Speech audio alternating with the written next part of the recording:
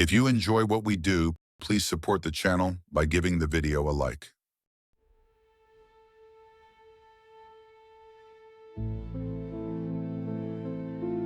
As I entered John Kirowan's study, I was too much engrossed in my own thoughts to notice, at first, the haggard appearance of his visitor, a big, handsome young fellow well known to me.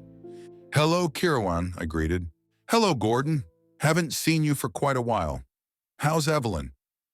And before he could answer, still on the crest of the enthusiasm which had brought me there, I exclaimed, "Look here, you fellows. I've got something that will make you stare. I got it from that robber Ahmed Mektoub, and I paid high for it, but it's worth it. Look." From under my coat, I drew the jewel-hilted Afghan dagger which had fascinated me as a collector of rare weapons. Kirowan, familiar with my passion, showed only polite interest, but the effect on Gordon was shocking. With a strangled cry, he sprang up and backward, knocking the chair clattering to the floor. Fists clenched and countenance livid, he faced me, crying, "Keep back! Get away from me, or—" I was frozen in my tracks. "What in the—" I began bewilderedly when Gordon, with another amazing change of attitude, dropped into a chair and sank his head in his hands. I saw his heavy shoulders quiver. I stared helplessly from him to Kirowan, who seemed equally dumbfounded. "Is he drunk?" I asked. Kirowan shook his head and, filling a brandy glass, offered it to the man. Gordon looked up with haggard eyes, seized the drink, and gulped it down like a man half-famished. Then he straightened up and looked at us shamefacedly. "I'm sorry I went off my handle, O'Donnell," he said. "It was the unexpected shock of you drawing that knife." "Well," I retorted with some disgust, "I suppose you thought I was going to stab you with it." "Yes, I did." Then at the utterly blank expression on my face, he added, "Oh, I didn't actually think that. At least, I didn't reach that conclusion by any process of reasoning. It was just the blind, primitive instinct of a hunted man against whom anyone's hand may be turned." His strange words and the despairing way he said them sent a queer shiver of nameless apprehension down my spine. "What are you talking about?" I demanded uneasily. "Hunted? For what? You never committed a crime in your life." "Not in this life, perhaps," he muttered. "What do you mean?" "What if retribution for a black crime committed in a previous life were hounding me?" he muttered. "That's nonsense," I snorted. "Oh, is it?" he exclaimed, stung. "Did you ever hear of my great-grandfather, Sir Richard Gordon of Argyll?" "Sure, but what's that got to do with—" "You've seen his portrait. Doesn't it resemble me?" "Well, yes," I admitted, "except that your expression is frank and wholesome, whereas his is crafty and cruel." "He murdered his wife," answered Gordon. "Suppose the theory of reincarnation were true. Why shouldn't a man suffer in one life for a crime committed in another?" "You mean you think you are the reincarnation of your great-grandfather? Of all the fantastic— Well, since he killed his wife, I suppose you'll be expecting Evelyn to murder you." This last was delivered in searing sarcasm as I thought of the sweet, gentle girl Gordon had married. His answer stunned me. "My wife," he said slowly, "has tried to kill me 3 times in the past week." There was no reply to that. I glanced helplessly at John Kirowan. He sat in his customary position, chin resting on his strong, slim hands. His white face was immobile, but his dark eyes gleamed with interest. In the silence, I heard a clock ticking like a death watch. "Tell us the full story, Gordon," suggested Kirowan, and his calm, even voice was like a knife that cut us strangling, relieving the unreal tension. "You know, we've been married less than a year," Gordon began, plunging into the tale as though he were bursting for utterance. His words stumbled and tripped over one another. "All couples have spats, of course, but we've never had any real quarrels. Evelyn is the best-natured girl in the world. The first thing out of the ordinary occurred about a week ago. We had driven up in the mountains, left the car, and were wandering around picking wildflowers. At last we came to a steep slope, some 30 feet in height, and Evelyn called my attention to the flowers which grew thickly at the foot.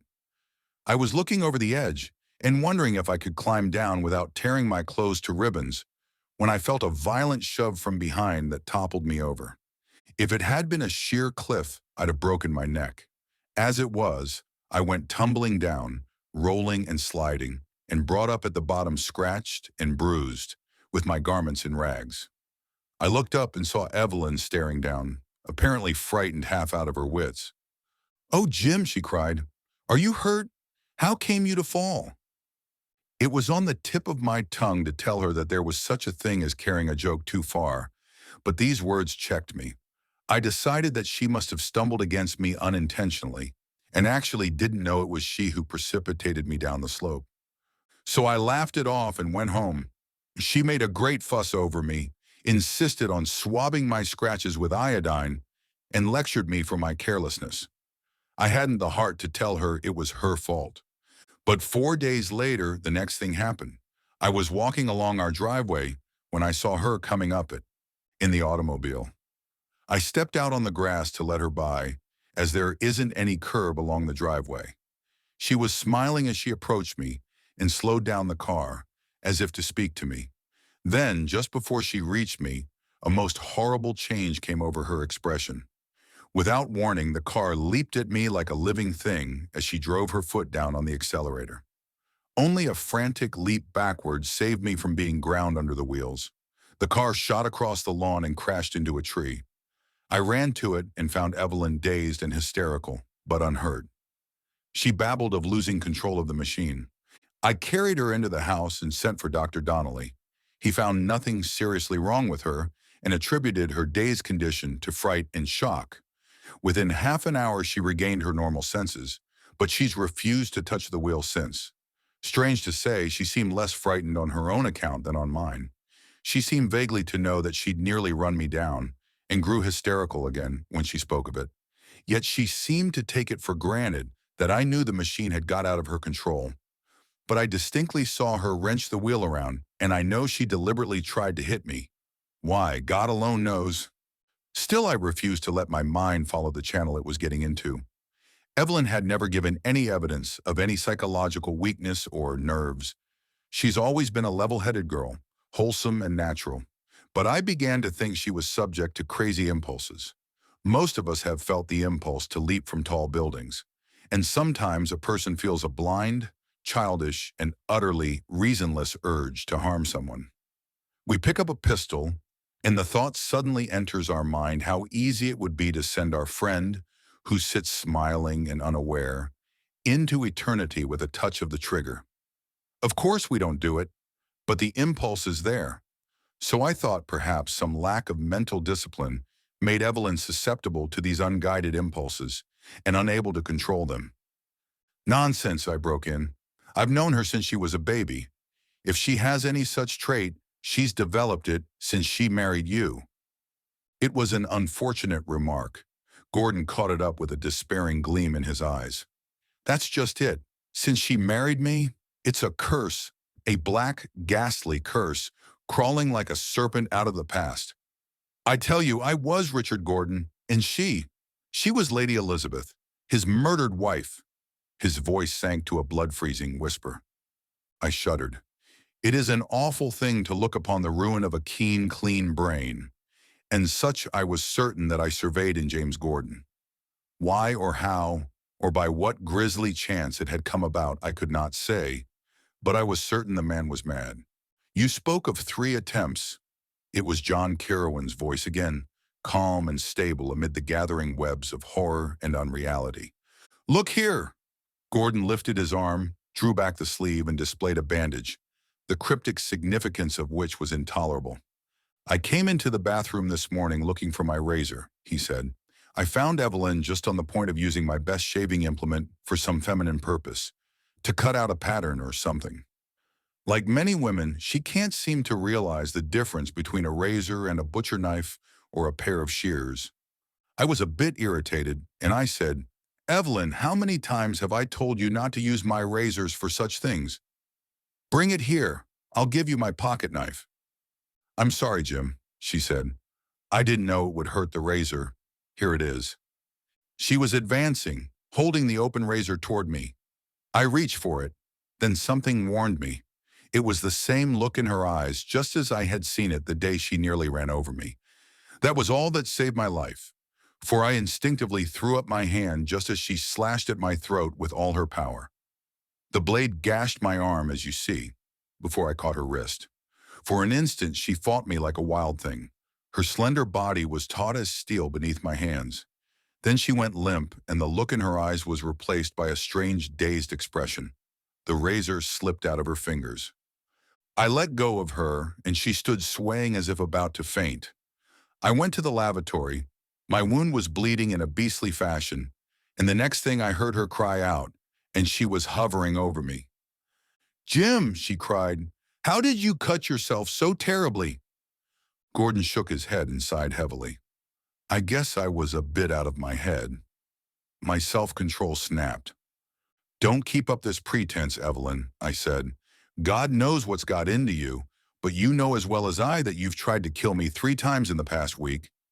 She recoiled as if I'd struck her, catching at her breast and staring at me as if at a ghost. She didn't say a word, and just what I said I don't remember. But when I finished, I left her standing there, white and still as a marble statue. I got my arm bandaged at a drugstore, and then came over here not knowing what else to do. "Kirowan, O'Donnell, it's damnable. Either my wife is subject to fits of insanity." He choked on the word. "No, I can't believe it. Ordinarily, her eyes are too clear and level, too utterly sane. But every time she has an opportunity to harm me, she seems to become a temporary maniac." He beat his fists together in his impotence and agony. "But it isn't insanity. I used to work in a psychopathic ward, and I've seen every form of mental unbalance. My wife is not insane." "Then what?" I began, but he turned haggard eyes on me. "Only one alternative remains," he answered. "It is the old curse. From the days when I walked the earth with a heart as black as hell's darkest pits, and did evil in the sight of man and of God. She knows in fleeting snatches of memory. People have seen before, have glimpsed forbidden things in momentary liftings of the veil, which bars life from life. She was Elizabeth Douglas, the ill-fated bride of Richard Gordon, whom he murdered in a jealous frenzy, and the vengeance is hers. I shall die by her hands as it was meant to be, and she—" He bowed his head in his hands. "Just a moment." It was Kirowan again. "You have mentioned a strange look in your wife's eyes. What sort of a look? Was it of maniacal frenzy?"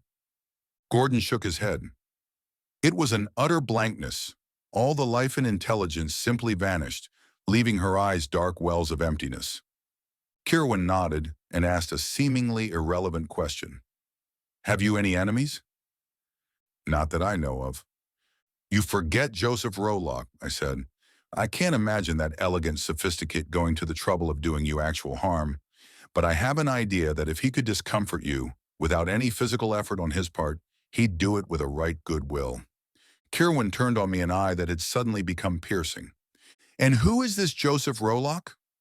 "A young exquisite who came into Evelyn's life and nearly rushed her off her feet for a while.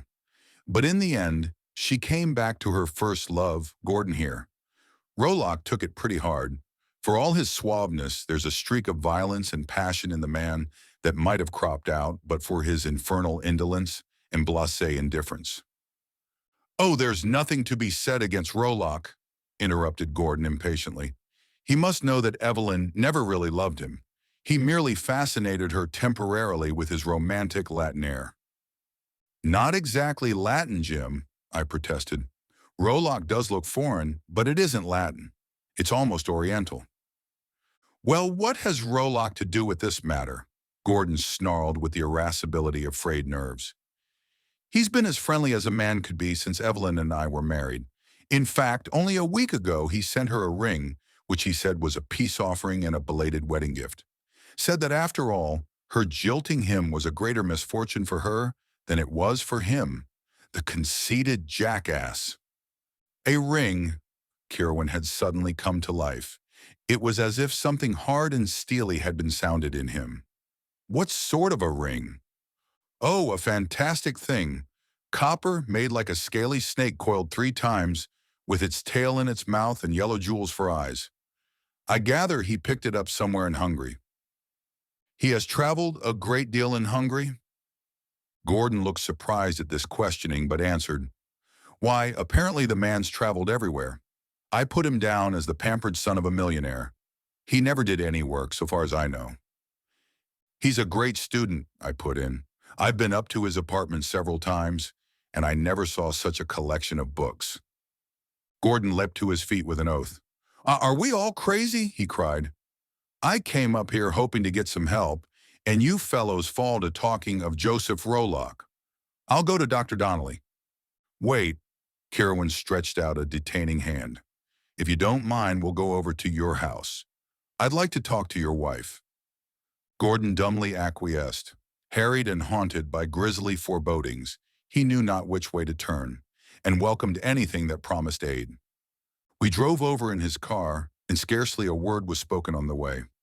Gordon was sunk in moody ruminations, and Kirowan had withdrawn himself into some strange, aloof domain of thought beyond my ken. He sat like a statue, his dark, vital eyes staring into space, not blankly, but as one who looks with understanding into some far realm. Though I counted the man as my best friend, I knew but little of his past. He had come into my life as abruptly and unannounced as Joseph Rolock had come into the life of Evelyn Ash.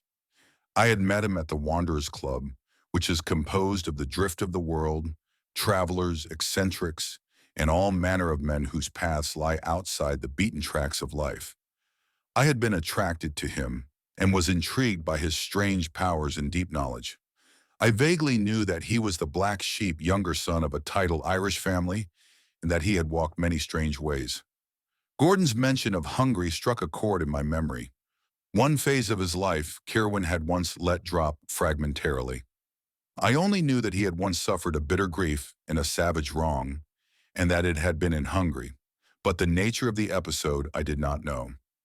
At Gordon's house, Evelyn met us calmly, showing inner agitation only by the over-restraint of her manner. I saw the beseeching look she stole at her husband.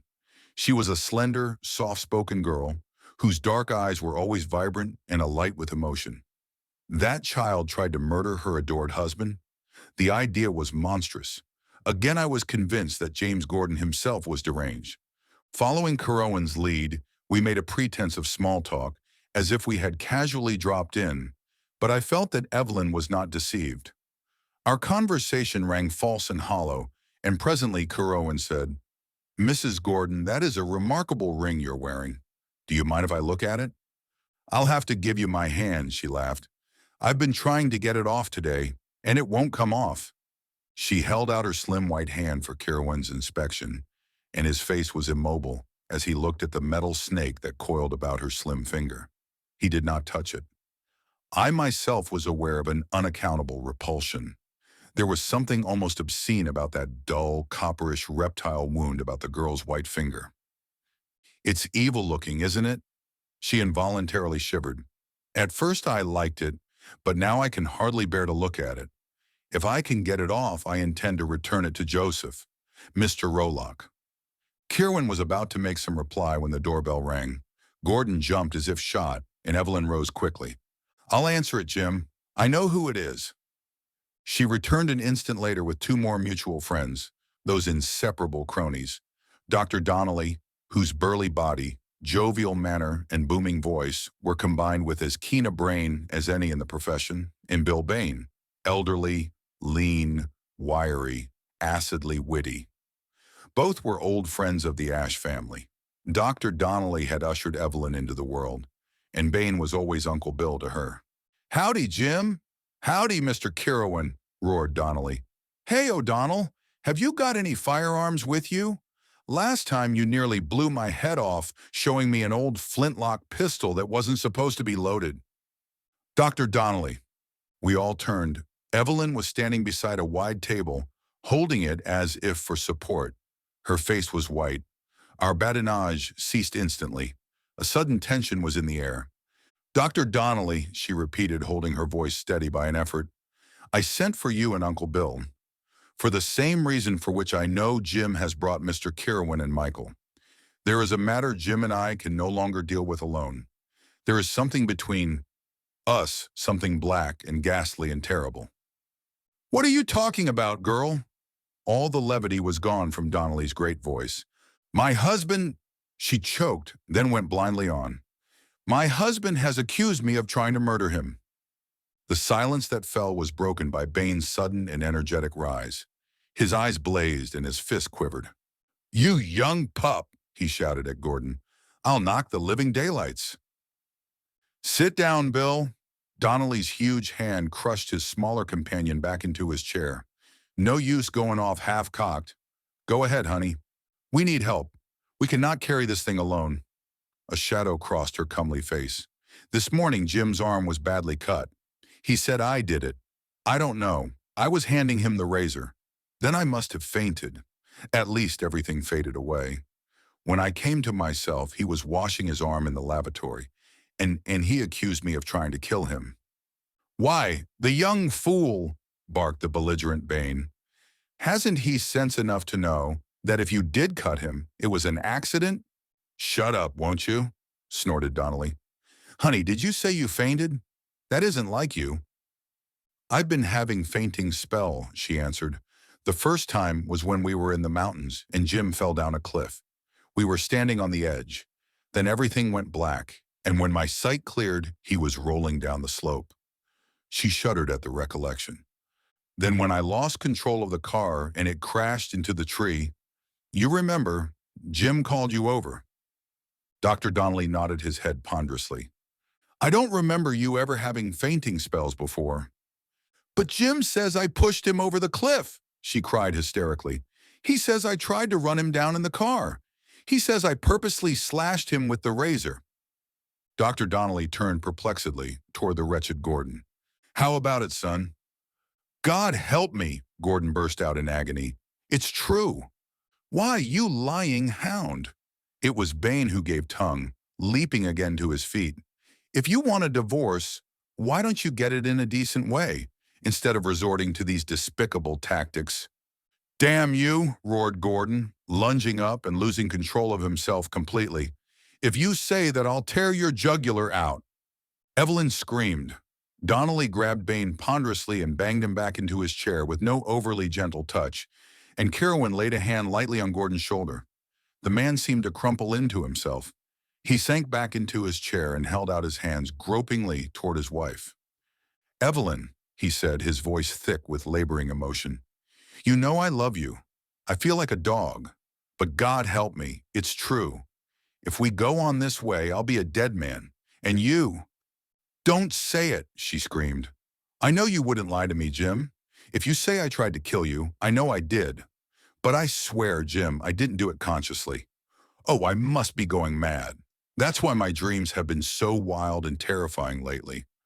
Of what have you dreamed, Mrs. Gordon? Asked Kirowan gently.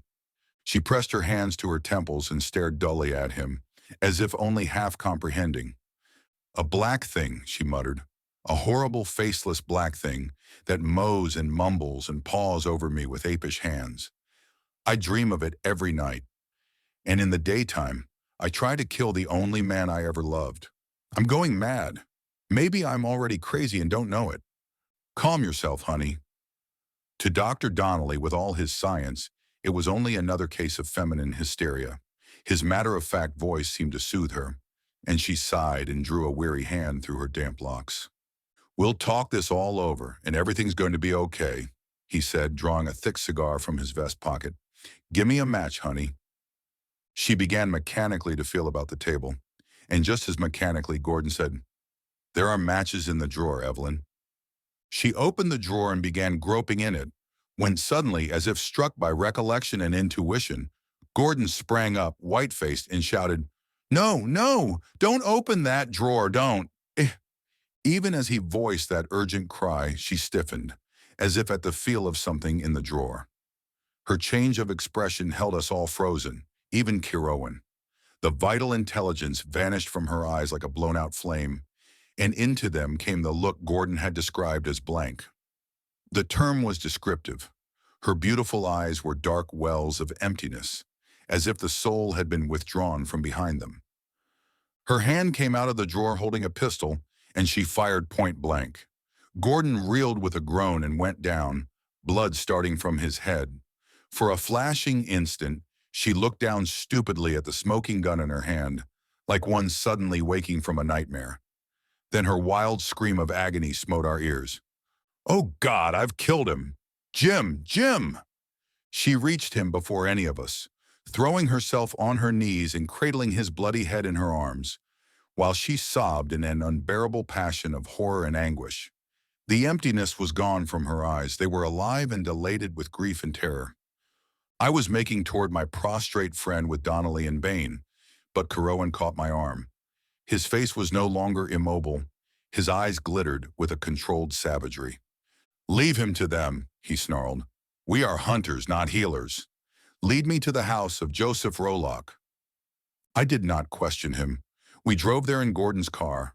I had the wheel, and something about the grim face of my companion caused me to hurl the machine recklessly through the traffic.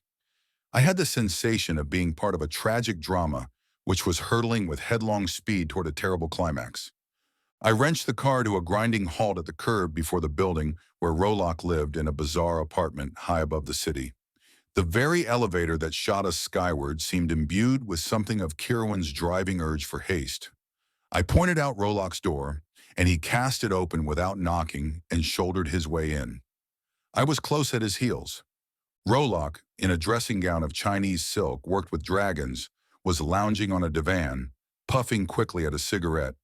He sat up, overturning a wine glass which stood with a half-filled bottle at his elbow. Before Kirowan could speak, I burst out with our news. "James Gordon has been shot!" He sprang to his feet. "Shot? When? When did she kill him?" "She?" I glared in bewilderment.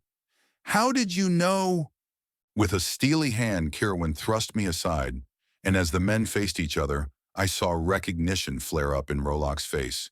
They made a strong contrast. Kirowan, tall, pale, with some white-hot passion. Rolock, slim, darkly handsome, with the Saracenic arch of his slim brows above his black eyes. I realized that whatever else occurred, it lay between those two men. They were not strangers. I could sense like a tangible thing the hate that lay between them. "John Kirowan," softly whispered Rolock. "You remember me, Joseph Rolock?" Only an iron control kept Kirowan's voice steady. The other merely stared at him without speaking. "Years ago," said Kirowan more deliberately, "when we delved in the dark mysteries together in Budapest, I saw whither you were drifting. I drew back. I would not descend to the foul depths of forbidden occultism and diabolism to which you sank. And because I would not, you despised me, and you robbed me of the only woman I ever loved. You turned her against me by means of your vile arts, and then you degraded and debauched her, sank her into your own foul slime. I had killed you with my hands then, Joseph Vrolak, vampire by nature as well as by name, that you are, but your arts protected you from physical vengeance. But you have trapped yourself at last." Kirowan's voice rose in fierce exultation. All his cultured restraint had been swept away from him, leaving a primitive, elemental man raging and gloating over a hated foe. "You sought the destruction of James Gordon and his wife because she unwittingly escaped your snare. You—" Rolock shrugged his shoulders and laughed. "You are mad. I have not seen the Gordons for weeks. Why blame me for their family troubles?" Kirowan snarled. "Liar as always. What did you say just now when O'Donnell told you Gordon had been shot? When did she kill him? You were expecting to hear that the girl had killed her husband. Your psychic powers had told you that a climax was close at hand. You were nervously awaiting news of the success of your devilish scheme. But I did not need a slip of your tongue to recognize your handiwork. I knew as soon as I saw the ring on Evelyn Gordon's finger, the ring she could not remove, the ancient and accursed ring of Thothemon, handed down by foul cults of sorcerers since the days of forgotten Stygia. I knew that ring was yours, and I knew by what ghastly rights you came to possess it, and I knew its power. Once she put it on her finger, in her innocence and ignorance, she was in your power. By your black magic, you summoned the black elemental spirit, the haunter of the ring, out of the gulfs of night in the ages. Here in your accursed chamber, you performed unspeakable rituals, to drive Evelyn Gordon's soul from her body, and to cause that body to be possessed by that godless sprite from outside the human universe. She was too clean and wholesome, her love for her husband too strong, for the fiend to gain complete and permanent possession of her body. Only for brief instants could it drive her own spirit into the void and animate her form. But that was enough for your purpose. But you have brought ruin upon yourself by your vengeance. Kirowan's voice rose to a feline screech. What was the price demanded by the fiend you drew from the pits? Ha, you blench! Josef Vrolak is not the only man to have learned forbidden secrets. After I left Hungary, a broken man, I took up again the study of the black arts to trap you, you cringing serpent. I explored the ruins of Zimbabwe, the lost mountains of Inner Mongolia, and the forgotten jungle islands of the southern seas. I learned what sickened my soul so that I forswore occultism forever. But I learned of the black spirit that deals death by the hand of a beloved one, and is controlled by a master of magic. But Josef Vrolak, you are not an adept. You have not the power to control the fiend you have invoked, and you have sold your soul. The Hungarian tore at his collar as if it were a strangling noose. His face had changed, as if a mask had dropped away. He looked much older. You lie, he panted. I did not promise him my soul. I do not lie. Kirowan's shriek was shocking in its wild exultation. I know the price a man must pay for calling forth the nameless shape that roams the gulfs of darkness. Look, there in the corner behind you, a nameless, sightless thing is laughing as mocking you. It has fulfilled its bargain, and it has come for you, Josef Vrolak. No, no, shrieked Vrolak, tearing his limp collar away from his sweating throat. His composure had crumpled, and his demoralization was sickening to see. I tell you, it was not my soul. I promised it a soul, but not my soul. He must take the soul of the girl, or of James Gordon. Fool, roared Kirowan. Do you think he could take the souls of innocents? That he would not know they were beyond his reach? The girl and the youth he could kill. Their souls were not his to take or yours to give. But your black soul is not beyond his reach, and he will have his wage. Look, he is materializing behind you. He is growing out of thin air. Was it the hypnosis inspired by Kirowan's burning words that caused me to shudder and grow cold? To feel an icy chill that was not of earth pervade the room? Was it a trick of light and shadow that seemed to produce the effect of a black anthropomorphic shadow on the wall behind the Hungarian? No, by heaven. It grew, it swelled. Vrolak had not turned. He stared at Kirowan with eyes starting from his head, hair standing stiffly on his scalp, sweat dripping from his livid face. Kirowan's cry started shudders down my spine. Look behind you, fool. I see him. He has come. He is here. His grisly mouth gapes in awful laughter. His misshapen paws reach for you. And then at last Vrolak wheeled, with an awful shriek, throwing his arms above his head in a gesture of wild despair. And for one brain-shattering instant, he was blotted out by a great black shadow. Kirowan grasped my arm and we fled from that accursed chamber, blind with horror. The same paper which bore a brief item telling of James Gordon having suffered a slight scalp wound by the accidental discharge of a pistol in his home, headlined the sudden death of Joseph Vrolak, wealthy and eccentric clubman, in his sumptuous apartments apparently from heart failure. I read it at breakfast while I drank cup after cup of black coffee from a hand that was not too steady, even after the lapse of a night. Across the table from me, Kirowan likewise seemed to lack appetite. He brooded as if he roamed again through bygone years. Gordon's fantastic theory of reincarnation was wild enough, I said at last, but the actual facts were still more incredible. Tell me, Kirowan, was that last scene the result of hypnosis? Was it the power of your words that made me seem to see a black horror grow out of the air and rip Josef Vrolak's soul from his living body? He shook his head. No human hypnotism would strike that black-hearted devil dead on the floor. No, there are beings outside the ken of common humanity, foul shapes of transcosmic evil. Such a one it was with which Vrolak dealt. But how could it claim his soul, I persisted. If indeed such an awful bargain had been struck, it had not fulfilled its part, for James Gordon was not dead, but merely knocked senseless. Vrolok did not know it, answered Kirowan. He thought that Gordon was dead, and I convinced him that he himself had been trapped and was doomed. In his demoralization, he fell easy prey to the thing he called forth. It, of course, was always watching for a moment of weakness on his part. The powers of darkness never deal fairly with human beings. He who traffics with them is always cheated in the end. It's a mad nightmare, I muttered. But it seems to me, then, that you, as much as anything else, brought about Vrolok's death.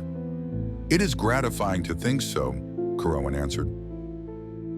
Evelyn Gordon is safe now, and it is a small repayment for what he did to another girl years ago and in a far country.